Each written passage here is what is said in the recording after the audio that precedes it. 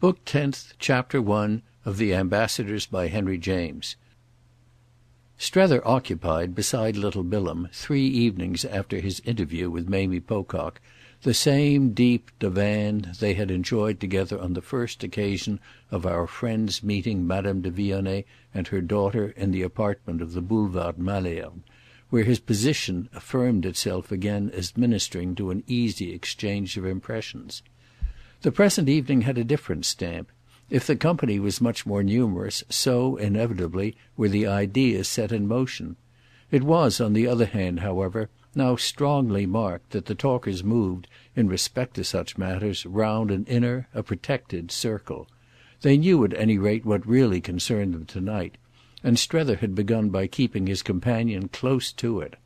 Only a few of Chad's guests had dined, that is, 15 or 20, a few compared with the large concourse offered to sight by 11 o'clock, but number and mass, quantity and quality, light, fragrance, sound, the overflow of hospitality meeting the high tide of response, had all from the first pressed upon Strether's consciousness, and he felt himself somehow part and parcel of the most festive scene, as the term was, in which he had ever in his life been engaged.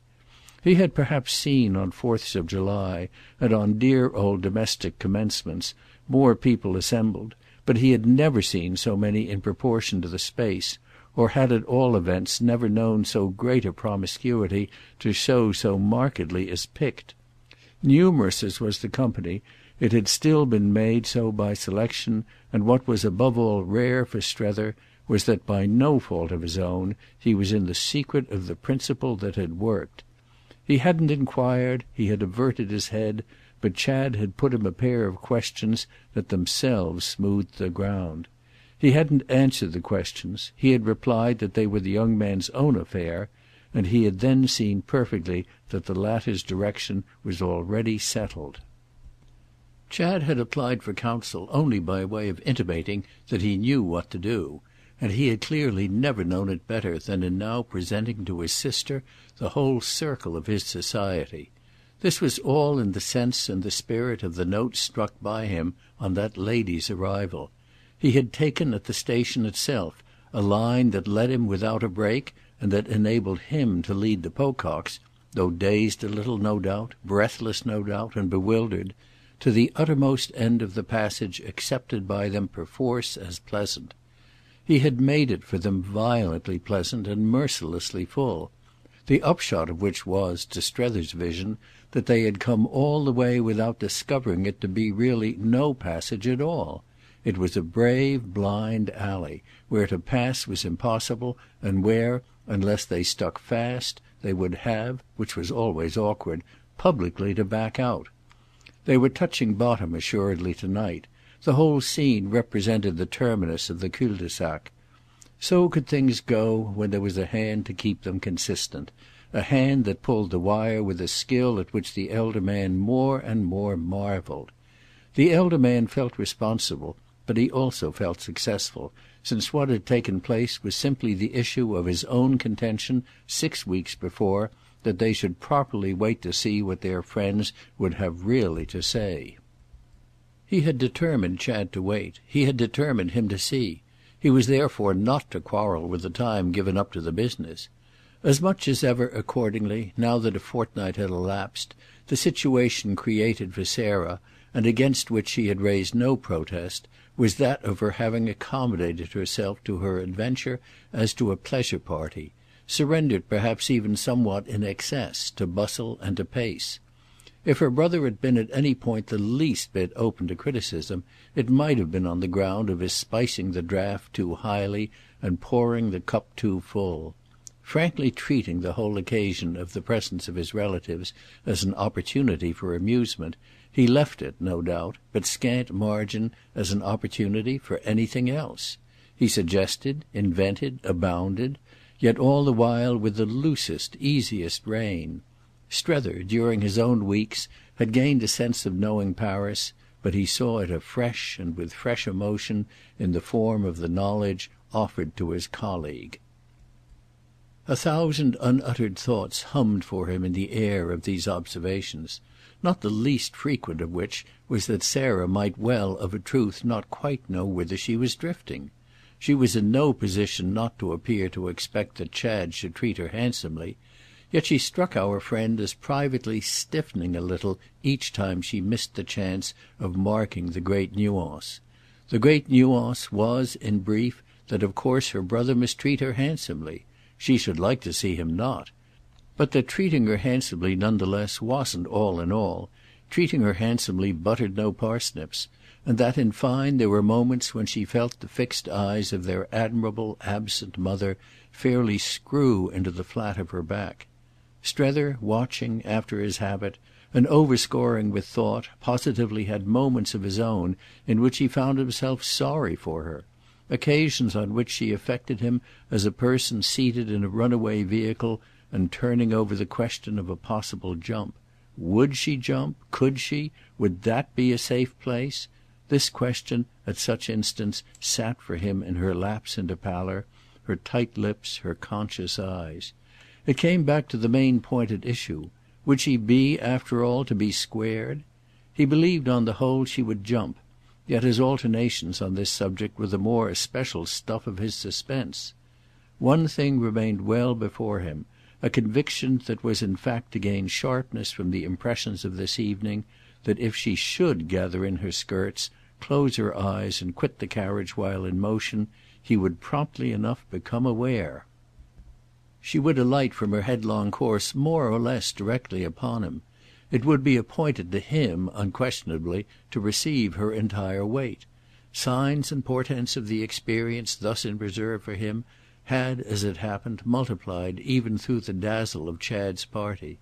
It was partly under the nervous consciousness of such a prospect that, leaving almost every one in the two other rooms, leaving those of the guests already known to him as well as a mass of brilliant strangers of both sexes and of several varieties of speech, he had desired 5 quiet minutes with little Bilham, whom he always found soothing and even a little inspiring, and to whom he had actually moreover something distinct and important to say.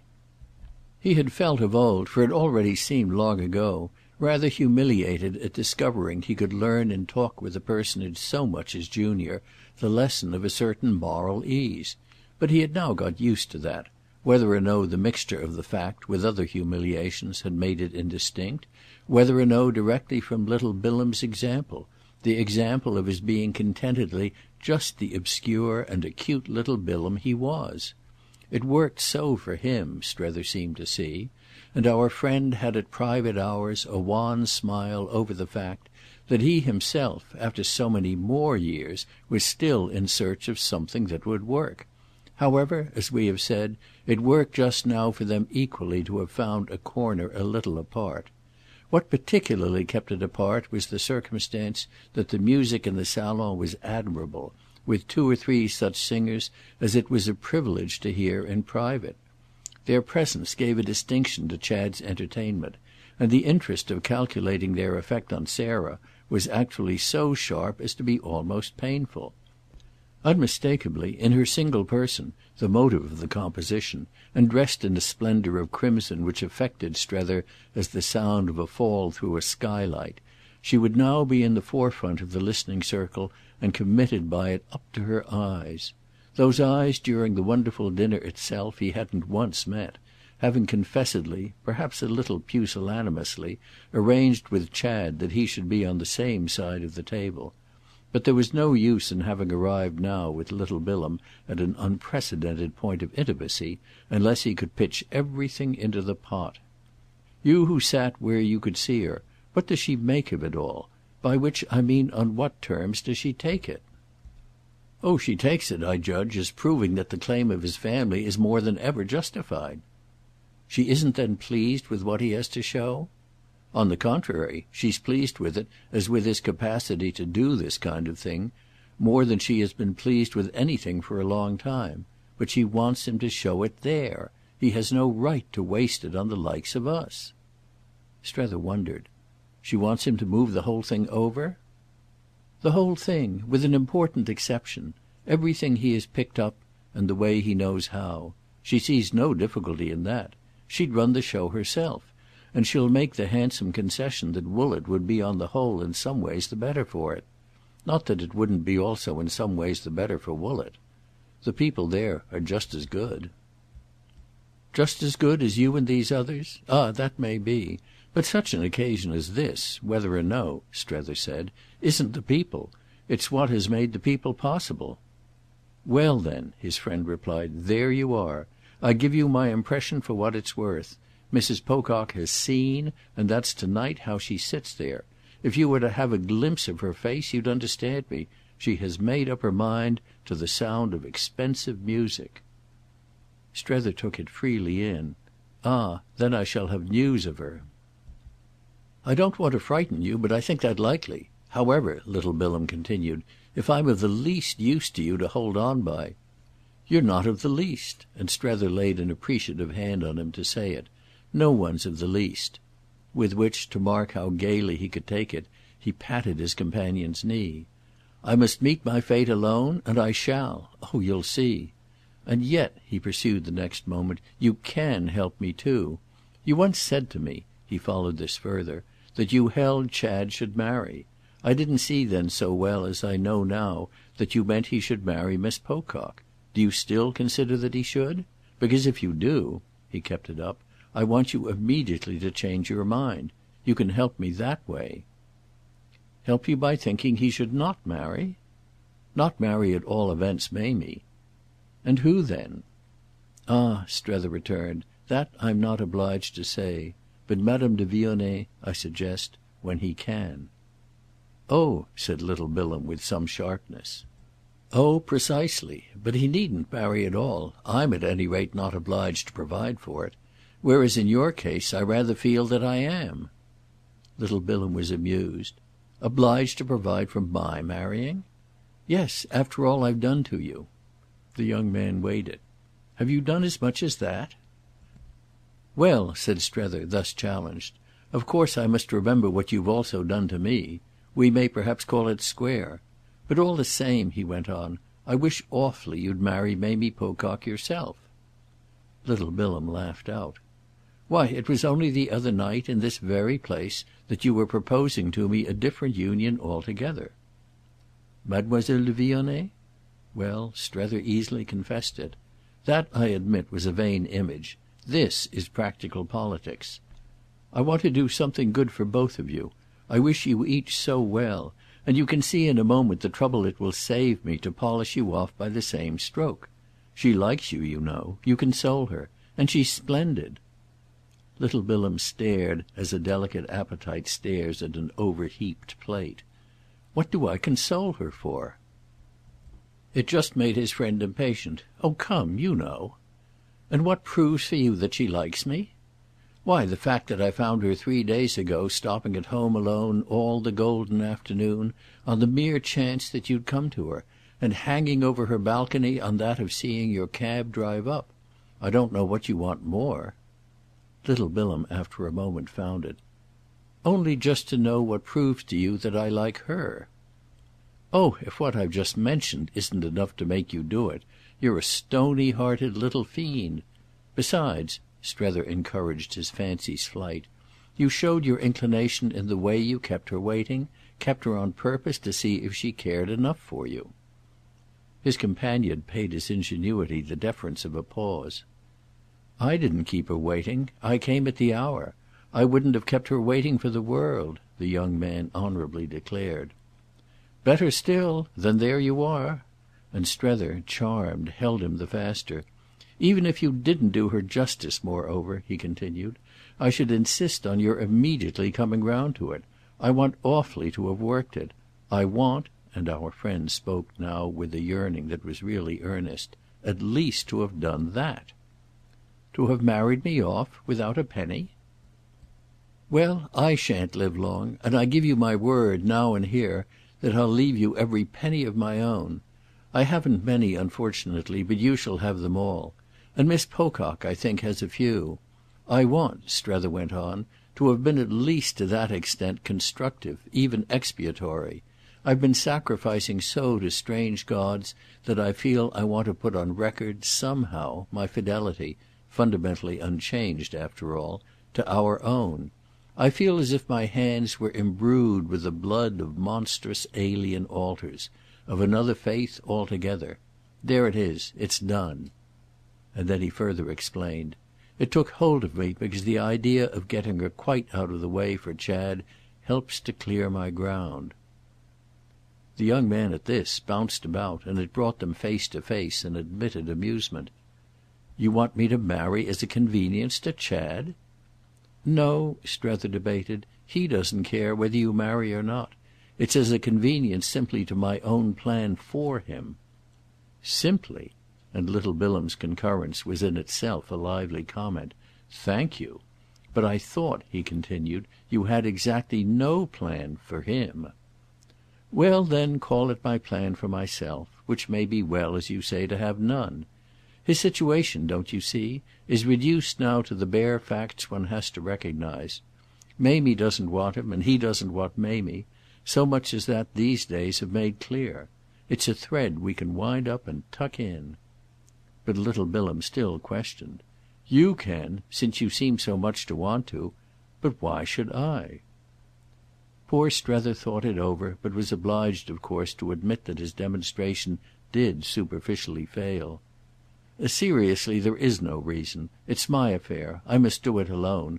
I've only my fantastic need of making my dose stiff." Little Bilham wondered. "What do you call your dose?" "Why, what I have to swallow. I want my conditions unmitigated." He had spoken in the tone of talk for talk's sake, and yet with an obscure truth lurking in the loose folds, a circumstance presently not without its effect on his young friend. Little Bilham's eyes rested on him a moment with some intensity; then suddenly, as if everything had cleared up, he gave a happy laugh. It seemed to say that if pretending, or even trying, or still even hoping, to be able to care for Mamie would be of use, he was all there for the job. "I'll do anything in the world for you." "Well," Strether smiled, "anything in the world is all I want. I don't know anything that pleased me in her more," he went on, "than the way that, on my finding her up there all alone, coming on her unawares and feeling greatly for her being so out of it, she knocked down my tall house of cards with her instant and cheerful allusion to the next young man. It was somehow so the note I needed, her staying at home to receive him." "It was Chad, of course," said little Bilham, "who asked the next young man—I like your name for me—to call." "So I supposed; all of which, thank God, is in our innocent and natural manners. But do you know," Strether asked, "if Chad knows—" and then as this interlocutor seemed at a loss, "Why, where she has come out?" Little Bilham, at this, met his face with a conscious look. It was as if, more than anything yet, the allusion had penetrated. "Do you know yourself?" Strether lightly shook his head. "There I stop. Oh, odd as it may appear to you, there are things I don't know. I only got the sense from her of something very sharp and yet very deep down that she was keeping all to herself. That is, I had begun with the belief that she had kept it to herself, but face to face with her I soon made out that there was a person with whom she would have shared it. I thought she possibly might with me, but I saw then that I was only half in her confidence. When, turning to me to greet me, for she was on the balcony and I had come in without her knowing it, she showed me she had been expecting you, and was proportionately disappointed, I got hold of the tail of my conviction. Half an hour later I was in possession of all the rest of it. You know what has happened." He looked at his young friend hard; then he felt sure. "For all you say, you're up to your eyes. So there you are." Little Bilham after an instant pulled half round. "I assure you she hasn't told me anything." "Of course she hasn't. For what do you suggest that I suppose her to take you? But you've been with her every day, you've seen her freely, you've liked her greatly, I stick to that, and you've made your profit of it. You know what she has been through as well as you know that she has dined here to-night, which must have put her, by the way, through a good deal more." The young man faced this blast, after which he pulled round the rest of the way. "I haven't in the least said she hasn't been nice to me. But she's proud." "And quite properly, but not too proud for that." "It's just her pride that has made her. Chad," little Bilham loyally went on, "has really been as kind to her as possible. It's awkward for a man when a girl's in love with him." "Ah but she isn't—now." Little Bilham sat staring before him; then he sprang up as if his friend's penetration, recurrent and insistent, made him really after all too nervous. "No, she isn't now. It isn't in the least," he went on, "Chad's fault. He's really all right. I mean he would have been willing. But she came over with ideas. Those she had got at home. They had been her motive and her support in joining her brother and his wife. She was to save our friend." "Ah like me, poor thing!" Strether also got to his feet. "Exactly. She had a bad moment. It was very soon distinct to her, to pull her up, to let her down, that, alas, he is saved. There's nothing left for her to do." "Not even to love him?" "She would have loved him better as she originally believed him." Strether wondered. Of course one asks one's self what notion a little girl forms, where a young man's in question, of such a history and such a state. Well, this little girl saw them no doubt as obscure, but she saw them practically as wrong. The wrong for her was the obscure. Chad turns out at any rate right and good and disconcerting, while what she was all prepared for, primed and girded and wound up for, was to deal with him as the general opposite. Yet wasn't her whole point, Strether weighed it, that he was to be, that he could be, made better, redeemed? Little Bilham fixed it all a moment, and then with a small headshake that diffused a tenderness: "She's too late for the miracle." Yes, his companion saw enough. Still, if the worst fault of his condition is that it may be all there for her to profit by? Oh she doesn't want to profit in that flat way. She doesn't want to profit by another woman's work. She wants the miracle to have been her own miracle. That's what she's too late for. Strether quite felt how it all fitted, yet there seemed one loose piece. "I'm bound to say, you know, that she strikes one, on these lines, as fastidious. What you call here difficile." Little Bilham tossed up his chin. "Of course she's difficile, on any lines. What else in the world are our Mamies? The real, the right ones?" I see," our friend repeated, charmed by the responsive wisdom he had ended by so richly extracting. "Mamie is one of the real and the right." "The very thing itself." "And what it comes to then," Strether went on, "is that poor awful Chad is simply too good for her." Ah too good was what he was after all to be; but it was she herself, and she herself only, who was to have made him so. It hung beautifully together, but with still a loose end. Wouldn't he do for her even if he should after all break? With his actual influence? Oh, little Bilham had for this inquiry the sharpest of all his controls. How can he do, on any terms whatever, when he's flagrantly spoiled? Strether could only meet the question with his passive, his receptive pleasure. "Well, thank goodness you're not. You remain for her to save, and I come back, on so beautiful and full a demonstration, to my contention of just now, that of your showing distinct signs of her having already begun." The most he could say further to himself, as his young friend turned away, was that the charge encountered for the moment no renewed denial. Little Bilham, taking his course back to the music, only shook his good-natured ears an instant, in the manner of a terrier who has got wet, while Strether relapsed into the sense, which had for him in these days most of comfort, that he was free to believe in anything that from hour to hour kept him going.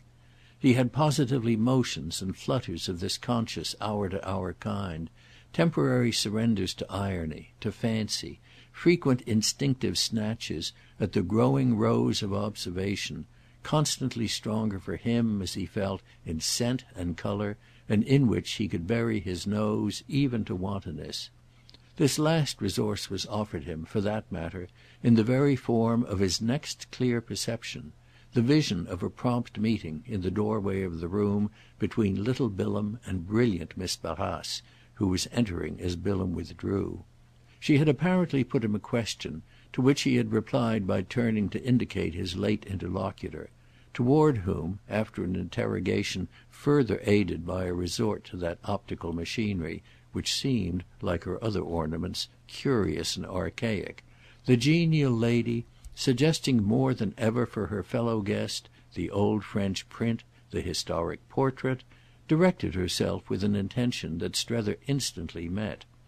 He knew in advance the first note she would sound, and took in as she approached it all her need of sounding it. Nothing yet had been so "wonderful" between them as the present occasion, and it was her special sense of this quality in occasions that she was there, as she was in most places, to feed. That sense had already been so well fed by the situation about them that she had quitted the other room, forsaken the music, dropped out of the play, abandoned, in a word, the stage itself, that she might stand a minute behind the scenes with Strether, and so perhaps figure in one of the famous augurs replying, behind the oracle, to the wink of the other. Seated near him presently where little Bilham had sat, she replied in truth to many things, beginning as soon as he had said to her what he hoped he said without fatuity: "All you ladies are extraordinarily kind to me." She played her long handle, which shifted her observation. She saw in an instant all the absences that left them free. "How can we be anything else? But isn't that exactly your plight? We ladies! Oh we're nice, and you must be having enough of us. As one of us, you know, I don't pretend I'm crazy about us. But Miss Gostrey, at least to-night, has left you alone, hasn't she?" With which she again looked about as if Maria might still lurk. "Oh yes," said Strether, "she's only sitting up for me at home."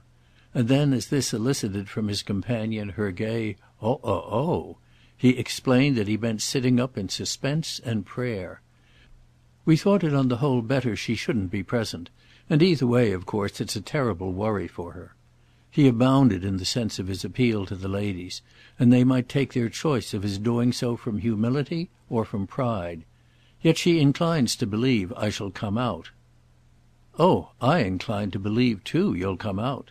Miss Barrace, with her laugh, was not to be behind. "Only the question's about where, isn't it? However," she happily continued, "if it's anywhere at all it must be very far on, mustn't it? To do us justice, I think, you know," she laughed, "we do, among us all, want you rather far on. Yes, yes," she repeated in her quick droll way, "we want you very, very far on." After which she wished to know why he had thought it better Maria shouldn't be present. "Oh," he replied, "it was really her own idea. I should have wished it. But she dreads responsibility." "And isn't that a new thing for her?" "To dread it? No doubt, no doubt. But her nerve has given way." Miss Barrace looked at him a moment. "She has too much at stake." Then less gravely: "Mine, luckily for me, holds out." "Luckily for me too," Strether came back to that. "My own isn't so firm. My appetite for responsibility isn't so sharp as that I haven't felt the very principle of this occasion to be the more the merrier. If we are so merry it's because Chad has understood so well." "He has understood amazingly," said Miss Barrace. "It's wonderful," Strether anticipated for her. "It's wonderful," she, to meet it, intensified, so that face to face over it they largely and recklessly laughed. But she presently added: "Oh I see the principle. If one didn't one would be lost. But when one once has got hold of it—" "It's as simple as twice two. From the moment he had to do something." "A crowd"—she took him straight up—"was the only thing? Rather a rumpus of sound," she laughed, "or nothing. Mrs. Pocock's built in, or built out, whichever you call it. She's packed so tight she can't move. She's in splendid isolation." Miss Barrace embroidered the theme. Strether followed, but scrupulous of justice. "Yet with every one in the place successively introduced to her." "Wonderfully, but just so that it does build her out. She's bricked up, she's buried alive." Strether seemed for a moment to look at it, but it brought him to a sigh. "Oh but she's not dead. It will take more than this to kill her." His companion had a pause that might have been for pity. "No, I can't pretend I think she's finished, or that it's for more than to-night." She remained pensive as if with the same compunction. "It's only up to her chin." Then again for the fun of it: "She can breathe." She can breathe. He echoed it in the same spirit. "And do you know," he went on, "what's really all this time happening to me, through the beauty of music, the gaiety of voices, the uproar, in short, of our revel, and the felicity of your wit? The sound of Miss Pocock's respiration drowns for me, I assure you, every other. It's literally all I hear." She focussed him with her clink of chains. "Well," she breathed ever so kindly. "Well, what?" "She is free from her chin up," she mused, "and that will be enough for her." "It will be enough for me," Strether ruefully laughed. "Waymarsh has really," he then asked, "brought her to see you?" "Yes, but that's the worst of it. I could do you no good, and yet I tried hard." Strether wondered. "And how did you try?" "Why, I didn't speak of you." "I see. That was better." "Then what would have been worse? For speaking or silent," she lightly wailed, "I somehow compromise. And it has never been any one but you." "That shows"—he was magnanimous—"that it's something not in you, but in one's self. It's my fault." She was silent a little. "No, it's Mr. Waymarsh's. It's the fault of his having brought her." "Ah then," said Strether good-naturedly, "why did he bring her?" "He couldn't afford not to." "Oh you were a trophy—one of the spoils of conquest. But why in that case, since you do compromise—" "Don't I compromise him as well? I do compromise him as well," Miss Barrace smiled. "I compromise him as hard as I can. But for Mr. Waymarsh it isn't fatal. It's—so far as his wonderful relation with Mrs. Pocock is concerned—favourable." And then as he still seemed slightly at sea: "The man who had succeeded with me, don't you see? For her to get him from me was such an added incentive." Strether saw, but as if his path was still strewn with surprises. "It's from you then that she has got him?" She was amused at his momentary muddle. "You can fancy my fight. She believes in her triumph. I think it has been part of her joy." "Oh her joy!" Strether sceptically murmured. "Well, she thinks she has had her own way. And what's to-night for her but a kind of apotheosis? Her frock's really good." "Good enough to go to heaven in? For after a real apotheosis," Strether went on, "there's nothing but heaven. For Sarah there's only to-morrow." "And you mean that she won't find to-morrow heavenly?" "Well, I mean that somehow I feel to-night, on her behalf, too good to be true. She has had her cake. That is, she's in the act now of having it, of swallowing the largest and sweetest piece. There won't be another left for her. Certainly I haven't one. It can only at the best be Chad." He continued to make it out as for their common entertainment. "He may have one, as it were, up his sleeve, yet it's borne in upon me that if he had—" "He wouldn't," she quite understood, "have taken all this trouble? I dare say not, and if I may be quite free and dreadful, I very much hope he won't take any more. Of course I won't pretend now," she added, "not to know what it's a question of." "Oh every one must know now," poor Strether thoughtfully admitted. "And it's strange enough and funny enough that one should feel everybody here at this very moment to be knowing and watching and waiting." "Yes, isn't it indeed funny?" Miss Barrace quite rose to it. "That's the way we are in Paris." She was always pleased with a new contribution to that queerness. "It's wonderful. But you know," she declared, "it all depends on you. I don't want to turn the knife in your vitals, but that's naturally what you just now meant by our all being on top of you. We know you as the hero of the drama, and we're gathered to see what you'll do." Strether looked at her a moment with a light perhaps slightly obscured. "I think that must be why the hero has taken refuge in this corner. He's scared at his heroism. He shrinks from his part." "Ah but we nevertheless believe he'll play it. That's why," Miss Barrace kindly went on, "we take such an interest in you. We feel you'll come up to the scratch." And then as he seemed perhaps not quite to take fire: "Don't let him do it." "Don't let Chad go?" "Yes, keep hold of him. With all this," and she indicated the general tribute, "he has done enough. We love him here. He's charming." "It's beautiful," said Strether, "the way you all can simplify when you will." But she gave it to him back. "It's nothing to the way you will when you must." He winced at it as at the very voice of prophecy, and it kept him a moment quiet. He detained her, however, on her appearing about to leave him alone in the rather cold clearance their talk had made. "There positively isn't a sign of a hero to night. The hero's dodging and shirking, the hero's ashamed. Therefore, you know, I think, what you must all really be occupied with is the heroine." Miss Barrace took a minute. "The heroine?" "The heroine. I've treated her," said Strether, "not a bit like a hero. Oh," he sighed, "I don't do it well." She eased him off. "You do it as you can." And then after another hesitation, "I think she's satisfied." But he remained compunctious. "I haven't been near her. I haven't looked at her." "Ah then you've lost a good deal." He showed he knew it. "She's more wonderful than ever?" "Than ever. With Mr. Pocock." Strether wondered. "Madame de Vionnet with Jim?" "Madame de Vionnet with Jim." Miss Barrace was historic. "And what's she doing with him?" "Ah you must ask him." Strether's face lighted again at the prospect. "It will be amusing to do so." Yet he continued to wonder. "But she must have some idea." "Of course she has. She has 20 ideas. She has in the first place," said Miss Barrace, swinging a little her tortoise shell, "that of doing her part.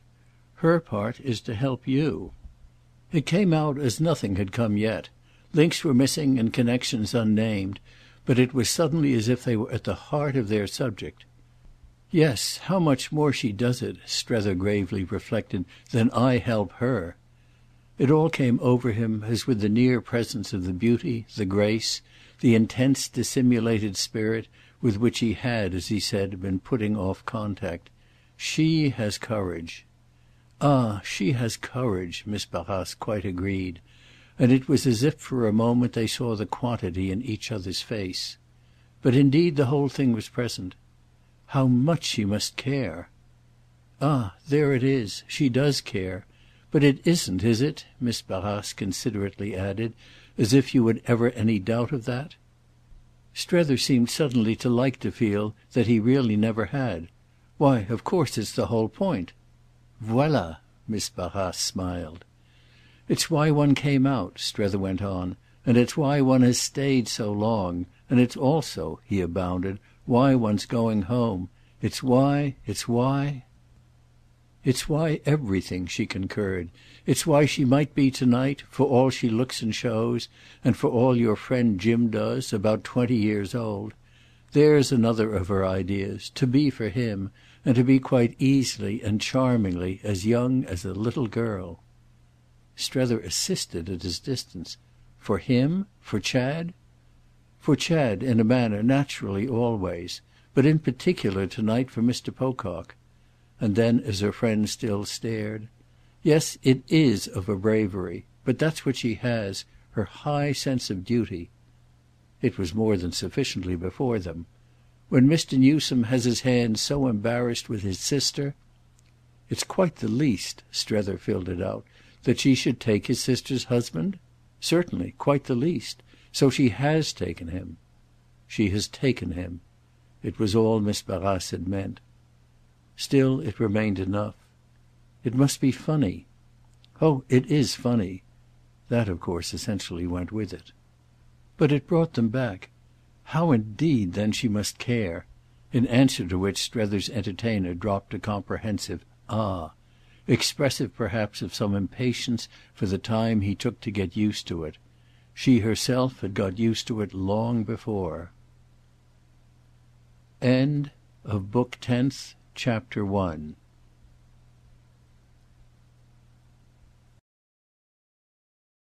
Book 10th, Chapter 2 of The Ambassadors by Henry James. When one morning within the week he perceived the whole thing to be really at last upon him, Strether's immediate feeling was all relief. He had known this morning that something was about to happen, known it, in a moment, by Waymarsh's manner when Waymarsh appeared before him during his brief consumption of coffee and a roll in the small slippery salle à manger so associated with rich rumination. Strether had taken there of late various lonely and absent-minded meals. He communed there, even at the end of June, with a suspected chill, the air of old shivers mixed with old savours, the air in which so many of his impressions had perversely matured; the place meanwhile renewing its message to him by the very circumstance of his singular state. He now sat there, for the most part, to sigh softly, while he vaguely tilted his carafe, over the vision of how much better Waymarsh was occupied. That was really his success, by the common measure, to have led this companion so on and on. He remembered how at first there had been scarce a squatting place he could beguile him into passing, the actual outcome of which at last was that there was scarce one that could arrest him in his rush. His rush, as Strether vividly and amusedly figured it, continued to be all with Sarah, and contained perhaps moreover the word of the whole enigma, whipping up in its fine full-flavoured froth the very principle, for good or for ill, of his own, of Strether's destiny. It might after all, to the end, only be that they had united to save him, and indeed so far as Waymarsh was concerned that had to be the spring of action. Strether was glad at all events, in connection with the case, that the saving he required was not more scant. So constituted a luxury was it in certain lights, just to lurk there out of the full glare.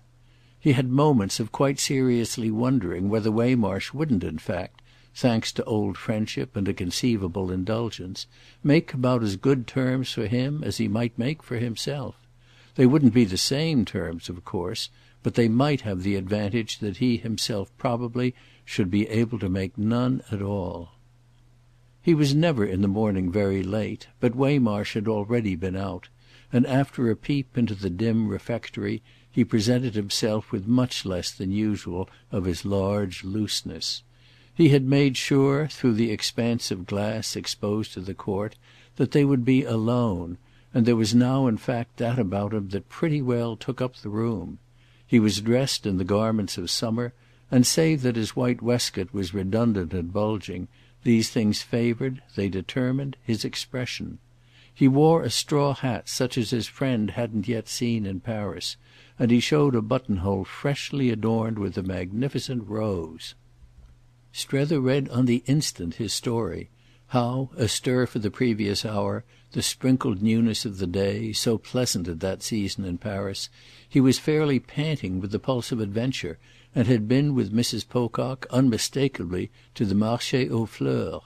Strether really knew in this vision of him a joy that was akin to envy. So reversed as he stood there did their old positions seem, so comparatively doleful now showed, by the sharp turn of the wheel, the posture of the pilgrim from Woollett. He wondered, this pilgrim, if he had originally looked to Waymarsh so brave and well, so remarkably launched, as it was at present the latter's privilege to appear. He recalled that his friend had remarked to him even at Chester that his aspect belied his plea of prostration. But there certainly couldn't have been, for an issue, an aspect less concerned than Waymarsh's with the menace of decay.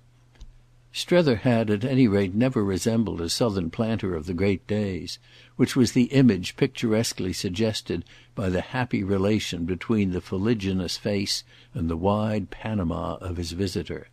This type, it further amused him to guess, had been, on Waymarsh's part, the object of Sarah's care. He was convinced that her taste had not been a stranger to the conception and purchase of the hat, any more than her fine fingers had been guiltless of the bestowal of the rose. It came to him in the current of thought, as things so oddly did come, that he had never risen with the lark to attend a brilliant woman to the Marché aux Fleurs. This could be fastened on him in connection neither with Miss Gostrey nor with Madame de Vionnet. The practice of getting up early for adventures could indeed in no manner be fastened on him. It came to him in fact that just here was his usual case. He was for ever missing things through his general genius for missing them, while others were for ever picking them up through a contrary bent. And it was others who looked abstemious and he who looked greedy. It was he somehow who finally paid, and it was others who mainly partook. Yes, he should go to the scaffold yet for he wouldn't know quite whom. He almost, for that matter, felt on the scaffold now, and really quite enjoying it. It worked out as because he was anxious there. It worked out as for this reason that Waymarsh was so blooming. It was his trip for health, for a change, that proved a success, which was just what Strether, planning and exerting himself, had desired it should be. That truth already sat full-blown on his companion's lips. Benevolence breathed from them as with the warmth of active exercise, and also a little as with the bustle of haste. "Mrs. Pocock, whom I left a quarter of an hour ago at her hotel, has asked me to mention to you that she would like to find you at home here in about another hour. She wants to see you. She has something to say, or considers, I believe, that you may have, so that I asked her myself why she shouldn't come right round. She hasn't been round yet to see our place, and I took upon myself to say that I was sure you'd be glad to have her. The thing's therefore, you see, to keep right here till she comes." The announcement was sociably, even though, after Waymarsh's wont, somewhat solemnly made. But Strether quickly felt other things in it than these light features. It was the first approach from that quarter to admitted consciousness. It quickened his pulse. It simply meant at last that he should have but himself to thank if he didn't know where he was. He had finished his breakfast, he pushed it away and was on his feet. There were plenty of elements of surprise, but only one of doubt. "The thing's for you to keep here too?" Waymarsh had been slightly ambiguous. He wasn't ambiguous, however, after this inquiry, and Strether's understanding had probably never before opened so wide and effective a mouth as it was to open during the next 5 minutes. It was no part of his friend's wish, as appeared, to help to receive Mrs. Pocock. He quite understood the spirit in which she was to present herself, but his connection with her visit was limited to his having, well, as he might say, perhaps a little promoted it. He had thought, and had let her know it, that Strether possibly would think she might have been round before. At any rate, as turned out, she had been wanting herself quite a while to come. "I told her," said Waymarsh, "that it would have been a bright idea if she had only carried it out before." Strether pronounced it so bright as to be almost dazzling. "But why hasn't she carried it out before? She has seen me every day. She had only to name her hour. I've been waiting and waiting." "Well, I told her you had, and she has been waiting too." It was, in the oddest way in the world, on the showing of this tone, a genial new pressing coaxing Waymarsh, a Waymarsh conscious with a different consciousness from any he had yet betrayed, and actually rendered by it almost insinuating. He lacked only time for full persuasion, and Strether was to see in a moment why. Meantime, however, our friend perceived, he was announcing a step of some magnanimity on Mrs. Pocock's part, so that he could deprecate a sharp question. It was his own high purpose in fact to have smoothed sharp questions to rest. He looked his old comrade very straight in the eyes, and he had never conveyed to him in so mute a manner so much kind confidence and so much good advice. Everything that was between them was again in his face, but matured and shelved and finally disposed of. "At any rate," he added, "she's coming now." Considering how many pieces had to fit themselves, it all fell, in Strether's brain, into a close rapid order. He saw on the spot what had happened and what probably would yet, and it was all funny enough. It was perhaps just this freedom of appreciation that wound him up to his flare of high spirits. "What is she coming for? To kill me?" "She's coming to be very, very kind to you, and you must let me say that I greatly hope you'll not be less so to herself." This was spoken by Waymarsh with much gravity of admonition, and as Strether stood there he knew he had but to make a movement to take the attitude of a man gracefully receiving a present. The present was that of the opportunity dear old Waymarsh had flattered himself he had divined in him, the slight soreness of not having yet thoroughly enjoyed. So he had brought it to him thus, as on a little silver breakfast tray, familiarly though delicately, without oppressive pomp, and he was to bend and smile and acknowledge, was to take and use and be grateful. He was not, that was the beauty of it, to be asked to deflect too much from his dignity. No wonder the old boy bloomed in this bland air of his own distillation. Strether felt for a moment as if Sarah were actually walking up and down outside. Wasn't she hanging about the porte cochere while her friend thus summarily opened a way? Strether would meet her but to take it, and everything would be for the best in the best of possible worlds. He had never so much known what any one meant as, in the light of this demonstration, he knew what Mrs. Newsome did. It had reached Waymarsh from Sarah, but it had reached Sarah from her mother, and there was no break in the chain by which it reached him. "Has anything particular happened," he asked after a minute, "so suddenly to determine her? Has she heard anything unexpected from home?" Waymarsh, on this, it seemed to him, looked at him harder than ever. "Unexpected?" He had a brief hesitation. Then, however, he was firm. "We're leaving Paris." "Leaving? That is sudden." Waymarsh showed a different opinion. "Less so than it may seem.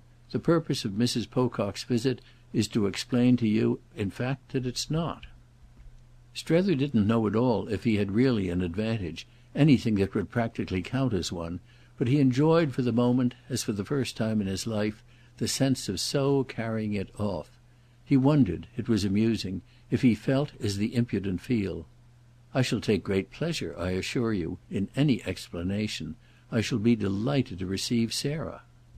The sombre glow just darkened in his comrade's eyes, but he was struck with the way it died out again.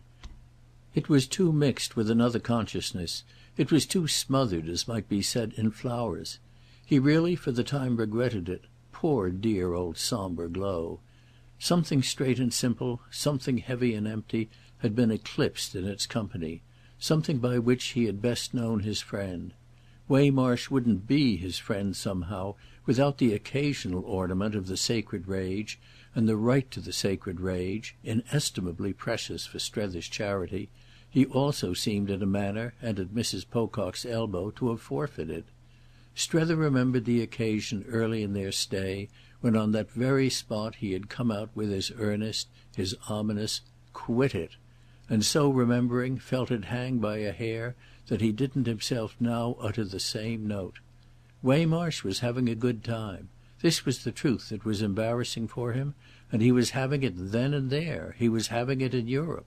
He was having it under the very protection of circumstances of which he didn't in the least approve, all of which placed him in a false position with no issue possible, none at least by the grand manner.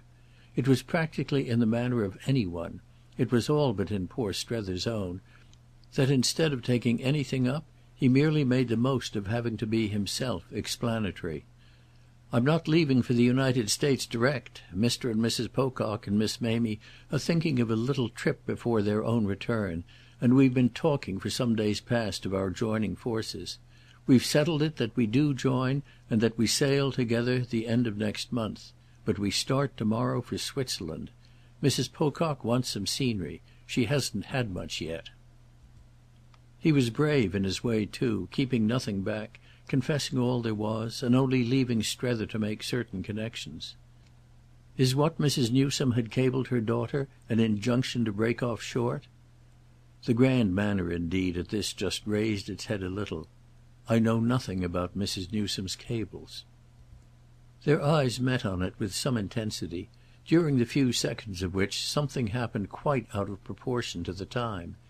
It happened that Strether, looking thus at his friend, didn't take his answer for truth, and that something more again occurred in consequence of that. Yes, Waymarsh just did know about Mrs. Newsome's cables. To what other end than that had they dined together at Bignon's? Strether almost felt for the instant that it was to Mrs. Newsome herself the dinner had been given, and for that matter quite felt how she must have known about it and, as he might think, protected and consecrated it. He had a quick blurred view of daily cables, questions, answers, signals. Clear enough was his vision of the expense that, when so wound up, the lady at home was prepared to incur. Vivid not less was his memory of what, during his long observation of her, some of her attainments of that high pitch had cost her. Distinctly she was at the highest now, and Waymarsh, who imagined himself an independent performer, was really, forcing his fine old natural voice, an overstrained accompanist. The whole reference of his errand seemed to mark her for Strether as by this time consentingly familiar to him, and nothing yet had so despoiled her of a special shade of consideration. "You don't know," he asked, "whether Sarah has been directed from home to try me on the matter of my also going to Switzerland?" "I know," said Waymarsh as manfully as possible, "nothing whatever about her private affairs, though I believe her to be acting in conformity with things that have my highest respect." It was as manful as possible, but it was still the false note, as it had to be to convey so sorry a statement. He knew everything, Strether more and more felt, that he thus disclaimed, and his little punishment was just in this doom to a second fib. What falser position, given the man, could the most vindictive mind impose? He ended by squeezing through a passage in which 3 months before he would certainly have stuck fast. "Mrs. Pocock will probably be ready herself to answer any inquiry you may put to her, but," he continued, "but—" he faltered on it. "But what? Don't put her too many?" Waymarsh looked large, but the harm was done. He couldn't, do what he would, help looking rosy. "Don't do anything you'll be sorry for." It was an attenuation, Strether guessed, of something else that had been on his lips. It was a sudden drop to directness, and was thereby the voice of sincerity. He had fallen to the supplicating note, and that immediately, for our friend, made a difference and reinstated him. They were in communication as they had been, that first morning, in Sarah's salon and in her presence and Madame de Vionnet's, and the same recognition of a great good will was again, after all, possible. Only the amount of response Waymarsh had then taken for granted was doubled, decoupled now. This came out when he presently said, "Of course I needn't assure you I hope you'll come with us." Then it was that his implications and expectations loomed up for Strether as almost pathetically gross. The latter patted his shoulder while he thanked him, giving him the go-by to the question of joining the Pococks. He expressed the joy he felt at seeing him go forth again so brave and free, and he in fact almost took leave of him on the spot. "I shall see you again of course before you go, but I'm meanwhile much obliged to you for arranging so conveniently for what you've told me. I shall walk up and down in the court there, dear little old court, which we've each bepaced so this last couple of months, to the tune of our flights and our drops, our hesitations and our plunges. I shall hang about there all impatience and excitement. Please let Sarah know, till she graciously presents herself. Leave me with her without fear," he laughed. "I assure you I shan't hurt her. I don't think either she'll hurt me. I'm in a situation in which damage was some time ago discounted. Besides, that isn't what worries you. But don't explain. We're all right as we are, which was the degree of success our adventure was pledged to for each of us. We weren't, it seemed, all right as we were before, and we've got over the ground, all things considered, quickly. I hope you'll have a lovely time in the Alps." Waymarsh fairly looked up at him as from the foot of them. "I don't know as I ought really to go." It was the conscience of Milrose, in the very voice of Milrose, but oh, it was feeble and flat. Strether suddenly felt quite ashamed for him. He breathed a greater boldness. "Let yourself, on the contrary, go, in all agreeable directions. These are precious hours. At our age they mayn't recur. Don't have it to say to yourself at Milrose next winter that you hadn't courage for them." And then as his comrade queerly stared, "Live up to Mrs. Pocock." "Live up to her?" "You're a great help to her." Waymarsh looked at it as at one of the uncomfortable things that were certainly true and that it was yet ironical to say. "It's more then than you are." "That's exactly your own chance and advantage. Besides," said Strether, "I do in my own way contribute. I know what I'm about." Waymarsh had kept on his great Panama, and as he now stood nearer the door his last look beneath the shade of it had turned again to darkness and warning. "So do I. See here, Strether." "I know what you're going to say. Quit this?" "Quit this." But it lacked its old intensity. Nothing of it remained. It went out of the room with him. End of Book 10th, Chapter 2.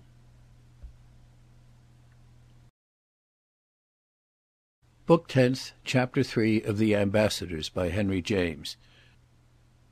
Almost the first thing, strangely enough, that about an hour later Strether found himself doing in Sarah's presence was to remark articulately on this failure in their friend of what had been superficially his great distinction.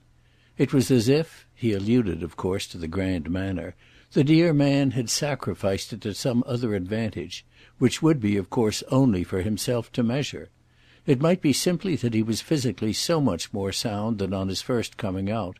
This was all prosaic, comparatively cheerful and vulgar. And fortunately, if one came to that, his improvement in health was really itself grander than any manner it could be conceived as having cost him. You yourself alone, dear Sarah, Strether took the plunge, have done him, it strikes me, in these 3 weeks as much good as all the rest of his time together. It was a plunge because somehow the range of reference was, in the conditions, funny, and made funnier still by Sarah's attitude, by the turn the occasion had with her appearance so sensibly taken. Her appearance was really indeed funnier than anything else, the spirit in which he felt her to be there as soon as she was there, the shade of obscurity that cleared up for him as soon as he was seated with her in the small salon de lecture that had for the most part, in all the weeks, witnessed the wane of his early vivacity of discussion with Waymarsh. It was an immense thing, quite a tremendous thing, for her to have come. This truth opened out to him in spite of his having already arrived for himself at a fairly vivid view of it. He had done exactly what he had given Waymarsh his word for, had walked and re-walked the court while he awaited her advent, acquiring in this exercise an amount of light that affected him at the time as flooding the scene. She had decided upon the step in order to give him the benefit of a doubt, in order to be able to say to her mother that she had, even to abjectness, smoothed the way for him. The doubt had been as to whether he mightn't take her as not having smoothed it, and the admonition had possibly come from Waymarsh's more detached spirit. Waymarsh had, at any rate, certainly thrown his weight into the scale. He had pointed to the importance of depriving their friend of a grievance. She had done justice to the plea, and it was to set herself right with a high ideal that she actually sat there in her state. Her calculation was sharp in the immobility with which she held her tall parasol stick upright and at arm's length, quite as if she had struck the place to plant her flag. In the separate precautions she took not to show as nervous, in the aggressive repose in which she did nothing but wait for him. Doubt ceased to be possible from the moment he had taken in that she had arrived with no proposal whatever, that her concern was simply to show what she had come to receive. She had come to receive his submission, and Waymarsh was to have made it plain to him that she would expect nothing less. He saw 50 things, her host, at this convenient stage, but one of those he most saw was that their anxious friend hadn't quite had the hand required of him. Waymarsh had, however, uttered the request that she might find him mild, and while hanging about the court before her arrival he had turned over with zeal the different ways in which he could be so. The difficulty was that if he was mild he wasn't, for her purpose, conscious. If she wished him conscious, as everything about her cried aloud that she did, she must accordingly be at costs to make him so. Conscious he was, for himself, but only of too many things. So she must choose the one she required. Practically, however, it at last got itself named, and when once that had happened they were quite at the centre of their situation. One thing had really done as well as another when Strether had spoken of Waymarsh's leaving him, and that had necessarily brought on a reference to Mrs. Pocock's similar intention. The jump was but short to supreme lucidity. Light became indeed after that so intense that Strether would doubtless have but half made out, in the prodigious glare, by which of the two the issue had been in fact precipitated. It was, in their contracted quarters, as much there between them as if it had been something suddenly spilled with a crash and a splash on the floor. The form of his submission was to be an engagement to acquit himself within the 24 hours. He'll go in a moment if you give him the word. He assures me on his honour he'll do that." This came in its order, out of its order, in respect to Chad, after the crash had occurred. It came repeatedly during the time taken by Strether to feel that he was even more fixed in his rigour than he had supposed, the time he was not above adding to a little by telling her that such a way of putting it on her brother's part left him sufficiently surprised. She wasn't at all funny at last, she was really fine, and he felt easily where she was strong for herself. It hadn't yet so come home to him that she was nobly and appointedly officious. She was acting in interests grander and clearer than that of her poor little personal, poor little Parisian equilibrium, and all his consciousness of her mother's moral pressure profited by this proof of its sustaining force. She would be held up, she would be strengthened, he needn't in the least be anxious for her. What would once more have been distinct to him had he tried to make it so was that, as Mrs. Newsome was essentially all moral pressure, the presence of this element was almost identical with her own presence. It wasn't perhaps that he felt he was dealing with her straight, but it was certainly as if she had been dealing straight with him. She was reaching him somehow by the lengthened arm of the spirit, and he was having to that extent to take her into account. But he wasn't reaching her in turn, not making her take him. He was only reaching Sarah, who appeared to take so little of him. "Something has clearly passed between you and Chad," he presently said, "that I think I ought to know something more about. Does he put it all," he smiled, "on me?" "Did you come out," she asked, "to put it all on him?" But he replied to this no further than after an instant by saying: "Oh it's all right. Chad, I mean's all right in having said to you—well, anything he may have said. I'll take it all, what he does put on me. Only I must see him before I see you again." She hesitated, but she brought it out. "Is it absolutely necessary you should see me again?" "Certainly, if I'm to give you any definite word about anything." "Is it your idea then," she returned, "that I shall keep on meeting you only to be exposed to fresh humiliation?"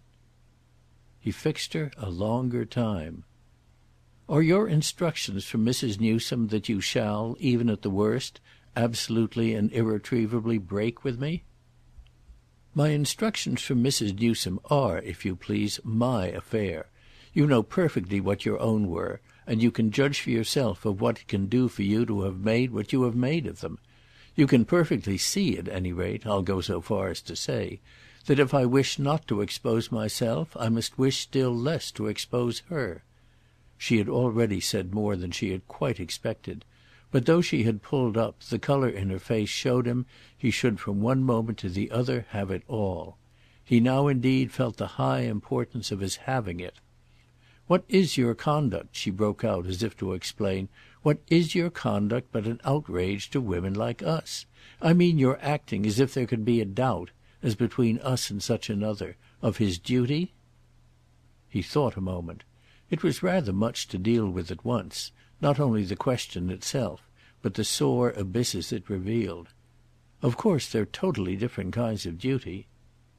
"And do you pretend that he has any at all to such another?" "Do you mean to Madame de Vionnet?" He uttered the name not to affront her, but yet again to gain time that he needed for taking in something still other and larger than her demand of a moment before. It wasn't at once that he could see all that was in her actual challenge, but when he did he found himself just checking a low vague sound, a sound which was perhaps the nearest approach his vocal cords had ever known to a growl. Everything Mrs. Pocock had failed to give a sign of recognising in Chad as a particular part of a transformation, everything that had lent intention to this particular failure, affected him as gathered into a large loose bundle and thrown, in her words, into his face. The missile made him to that extent catch his breath, which, however, he presently recovered. "Why, when a woman's at once so charming and so beneficent—" "You can sacrifice mothers and sisters to her without a blush, and can make them cross the ocean on purpose to feel the more and take from you the straighter how you do it?" Yes, she had taken him up as short and as sharply as that, but he tried not to flounder in her grasp. "I don't think there's anything I've done, in any such calculated way as you describe. Everything has come as a sort of indistinguishable part of everything else. Your coming out belonged closely to my having come before you, and my having come was a result of our general state of mind. Our general state of mind had proceeded, on its side, from our queer ignorance, our queer misconceptions and confusions, from which, since then, an inexorable tide of light seems to have floated us into our perhaps still queerer knowledge. Don't you like your brother as he is?" he went on, "and haven't you given your mother an intelligible account of all that comes to?" It put to her also, doubtless, his own tone, too many things. This at least would have been the case hadn't his final challenge directly helped her. Everything at the stage they had reached directly helped her, because everything betrayed in him such a basis of intention. He saw, the odd way things came out, that he would have been held less monstrous had he only been a little wilder. What exposed him was just his poor old trick of quiet inwardness. What exposed him was his thinking such offence. He hadn't in the least, however, the desire to irritate that Sarah imputed to him, and he could only at last temporise for the moment with her indignant view. She was altogether more inflamed than he had expected, and he would probably understand this better when he should learn what had occurred for her with Chad. Till then her view of his particular blackness, her clear surprise at his not clutching the pole she held out, must pass as extravagant. "I leave you to flatter yourself," she returned, "that what you speak of is what you've beautifully done. When a thing has been already described in such a lovely way—" But she caught herself up, and her comment on his description rang out sufficiently loud. "Do you consider her even an apology for a decent woman?" Ah, there it was at last. She put the matter more crudely than, for his own mixed purposes, he had yet had to do, but essentially it was all one matter. It was so much, and she treated it, poor lady, as so little. He grew conscious, as he was now apt to do, of a strange smile, and the next moment he found himself talking like Miss Barrace. "She has struck me from the first as wonderful.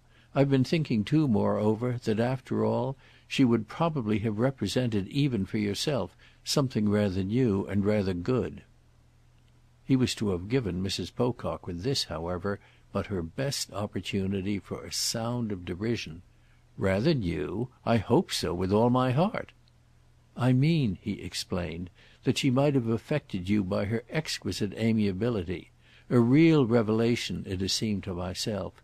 Her high rarity, her distinction of every sort."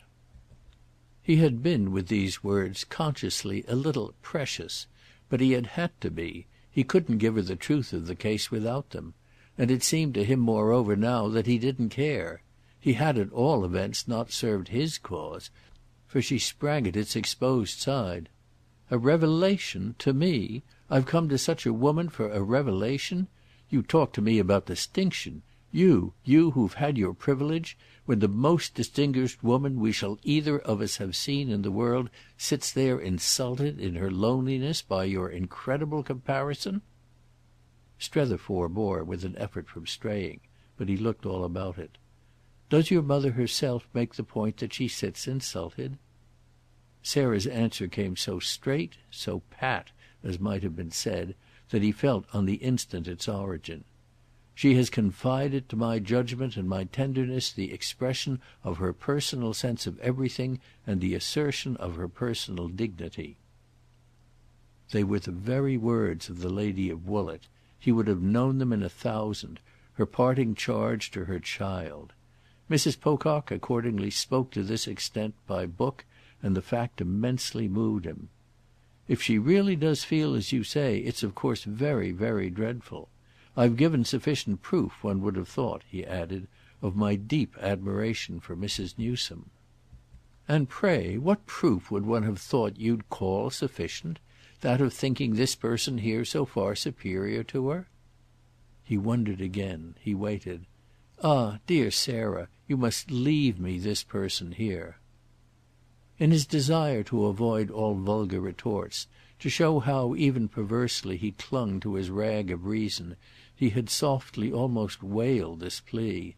Yet he knew it to be perhaps the most positive declaration he had ever made in his life, and his visitor's reception of it virtually gave it that importance. "That's exactly what I'm delighted to do. God knows we don't want her. You take good care not to meet," she observed in a still higher key, "my question about their life. If you do consider it a thing one can even speak of, I congratulate you on your taste." The life she alluded to was of course Chad's and Madame de Vionnet's, which she thus bracketed together in a way that made him wince a little, there being nothing for him but to take home her full intention. It was none the less his inconsequence that while he had himself been enjoying for weeks the view of the brilliant woman's specific action, he just suffered from any characterization of it by other lips. "I think tremendously well of her at the same time that I seem to feel her life to be really none of my business. It's my business, that is, only so far as Chad's own life is affected by it. And what has happened, don't you see, is that Chad's been affected so beautifully. The proof of the pudding's in the eating." He tried, with no great success, to help it out with a touch of pleasantry, while she let him go on as if to sink and sink. He went on, however, well enough, as well as he could do without fresh counsel. He indeed shouldn't stand quite firm, he felt, till he should have re-established his communications with Chad. Still, he could always speak for the woman he had so definitely promised to save. This wasn't quite for her the air of salvation, but as that chill fairly deepened, what did it become but a reminder that one might at the worst perish with her? And it was simple enough. Not to give her away. "I find in her more merits than you would probably have patience with my counting over. And do you know," he enquired, "the effect you produce on me by alluding to her in such terms? It's as if you had some motive in not recognizing all she has done for your brother, and so shut your eyes to each side of the matter, in order, whichever side comes up, to get rid of the other. I don't, you must allow me to say, see how you can with any pretence to candour get rid of the side nearest you." "Near me? That sort of thing?" And Sarah gave a jerk back of her head that might well have nullified any active proximity. It kept her friend himself at his distance, and he respected for a moment the interval. Then with a last persuasive effort he bridged it. "You don't, on your honour, appreciate Chad's fortunate development?" "Fortunate?" she echoed again, and indeed she was prepared. "I call it hideous." Her departure had been for some minutes marked as imminent, and she was already at the door that stood open to the court, from the threshold of which she delivered herself of this judgment. It rang out so loud as to produce for the first time the hush of everything else. Strether quite, as an effect of it, breathed less bravely. He could acknowledge it, but simply enough. "Oh, if you think that!" "Then all's at an end? So much the better. I do think that." She passed out as she spoke and took her way straight across the court, beyond which, separated from him by the deep arch of the porte cochère, the low victoria that had conveyed her from her own hotel was drawn up. She made for it with decision, and the manner of her break, the sharp shaft of her rejoinder, had an intensity by which Strether was at first kept in arrest. She had let fly at him as from a stretched cord, and it took him a minute to recover from the sense of being pierced. It was not the penetration of surprise. It was that much more of certainty. His case being put for him had he as yet only put it to himself. She was away at any rate, she had distanced him, with rather a grand spring, an effect of pride and ease after all. She had got into her carriage before he could overtake her, and the vehicle was already in motion. He stopped halfway. He stood there in the court only seeing her go and noting that she gave him no other look. The way he had put it to himself was that all quite might be at an end. Each of her movements, in this resolute rupture, reaffirmed, reinforced that idea.